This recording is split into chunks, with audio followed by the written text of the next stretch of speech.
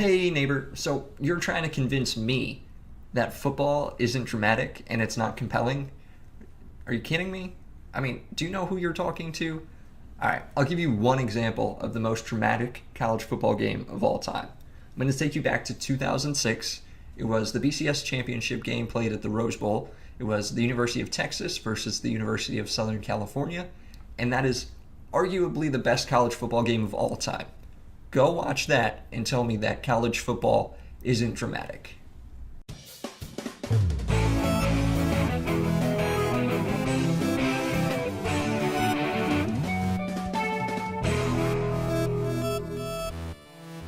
A close football game is way more compelling than any scripted television show. So, diving right into my top 5 movies of 2018, what I'm going to do is I'm going to list out what my top 5 are, and then we'll dive into them a little bit later, just so I'm not clickbaity at all. Right off the bat, I actually had to cross off 3 movies, The Last Jedi, Thor Ragnarok, and Guardians 2, because apparently they came out in 2017, which meant I only saw 4 movies in 2018, and that's super depressing because I live about 2 blocks away from a huge AMC with like the reclining chairs. So we're just going to do my top 4 movies of 2018. Sorry. So starting at number 4, we have Fantastic Beasts 2, The Crimes of Grindelwald. Number 3 is Avengers Infinity War. Number 2, Ready Player One. And then top of the list for 2018, Black Panther. And I'm sure I'm going to sound like a huge Marvel fanboy, but there were definitely some criteria that I used to judge all of the movies that I did see. And obviously I am comparing them against other movies. So normally what I'm looking for here is the acting at least halfway decent? What's the cinematography like? Is it just a billion jump cuts and then shaky cam to signify when the action scene is? Can the movie itself stand alone, or does it need other movies, books, etc. to prop it up, to give it the storyline that it's actually focusing on? And then what is the storyline actually about? Is there a good protagonist, good antagonist? Just normal things like that. I'm sure my opinions will change over time about some of these movies, especially if they're reinforced by sequels or prequels or anything like that. So don't hold me to this. This isn't like written in stone, and I'm sure this will change over time. But jumping right into it, number 4, Fantastic Beasts 2, The Crimes of Grindelwald. I'm really disappointed in myself for putting it this low on the list. I really, really did like this movie, but I don't think it was as good as any of the Harry Potter movies except for maybe 1, 2, and 6. And then it definitely wasn't as good as the original Fantastic Beasts movie. So I do have to put it pretty low on this list just because I think it was probably the worst movie that I did see this year, just because it definitely cannot stand alone by itself. This movie is so propped up by the first movie and then by the Pottermore online universe as well. So I couldn't put it higher on the list. I took my roommate with me to see this movie because I think we just got tickets like a few minutes beforehand, and I was like, hey, do you want to come see this? And he had only seen the first movie about maybe once. If he saw it twice, I'd be surprised. And I had been doing research on this for probably 3 months, anticipating it coming out. I was totally into all of the fan theories, and I still don't really think that I love where it went with the big reveal at the end. But it was definitely a good movie in that I am so excited for the next movie just because of where everything did leave off. And I just want to know how this ends. So if they just made it like a Netflix release and released the next 3 movies, I totally would have binge watched it. I think I'm just reluctant to move it higher on this list just because there's no way you could go see this movie and understand what's happening without understanding all of the lore behind it. So with number 3, Avengers Infinity War, it's arguably the greatest superhero movie of all time. And it's really difficult for me to say that because I have another superhero movie on this list and it's actually ahead of it. So I'm really, really, really, really, really tempted to put this higher on the list. This could have been number 1, but this is only half the movie. We only got half the movie. Yes, it ended on a super cliffhanger, and everyone loved it, and it was amazing, and the cinematography, the whole storyline was perfect. I loved this movie. It is probably, like I mentioned, the best superhero movie of all time, and I have another superhero movie ahead of it. I don't really know if I can defend this, but when does Endgame come out? So apparently it comes out in 127 days, 1 hour, 7 minutes, and 5, 4, 3, 2, 1 seconds. We're on number 2 for 2018. Ready Player One. So I so desperately wanted this to be the number 1 movie of 2018. I remember reading the book and absolutely loving it. I was so compelled by it. I actually sat down and I borrowed your copy of this, Tom, and read all of Ready Player One in about 24 hours. I think I took one break, and it was just because I had to sleep.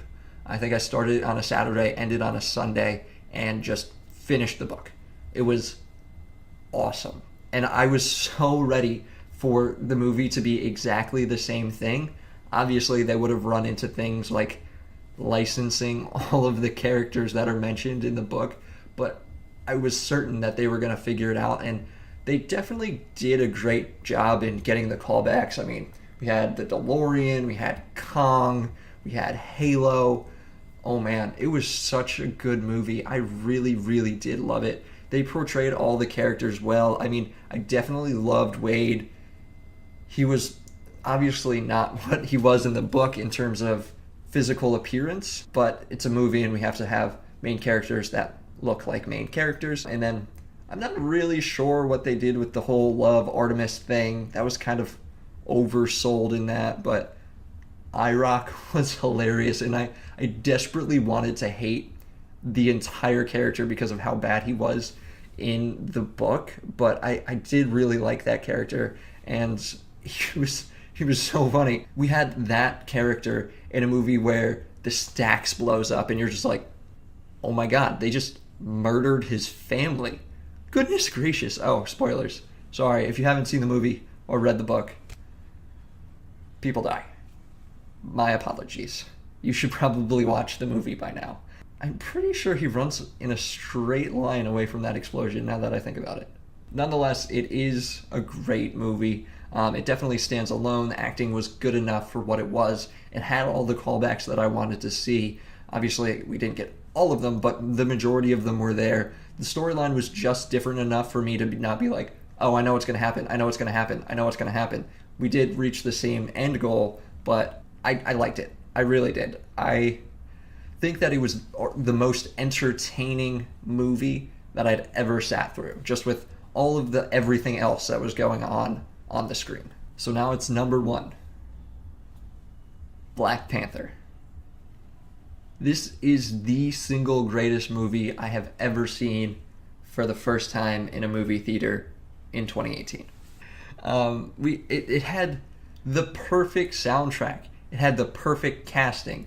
The scenes themselves were their own movie. I mean, you could just get lost in the world of Wakanda, and that's what I wanted. I just wanted to be taken away into this other world, even though it's kind of just in Africa.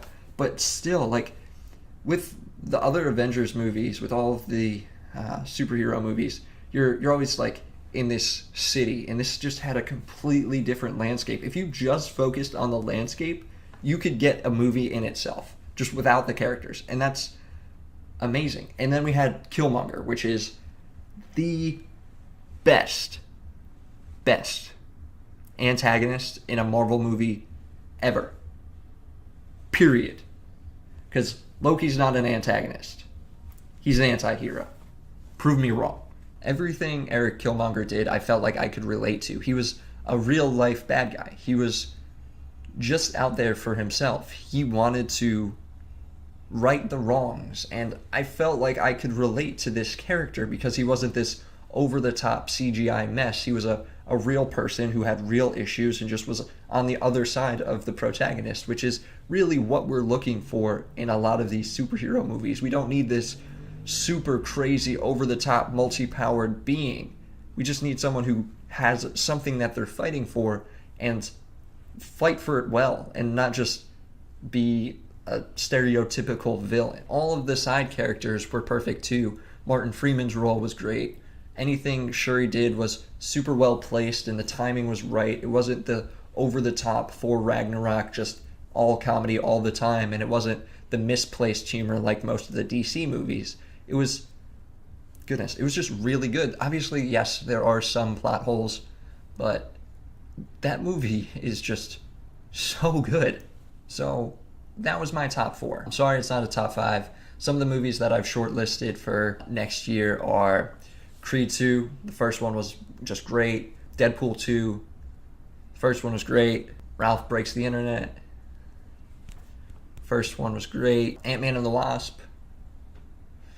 The first one was great. Incredibles 2. Yeah. The first one was great. And then, Spider-Man Into the Spider-Verse. I'm really excited about that one. And it's not a sequel, so props to you. Oh dear. Question of the day time. Let's think.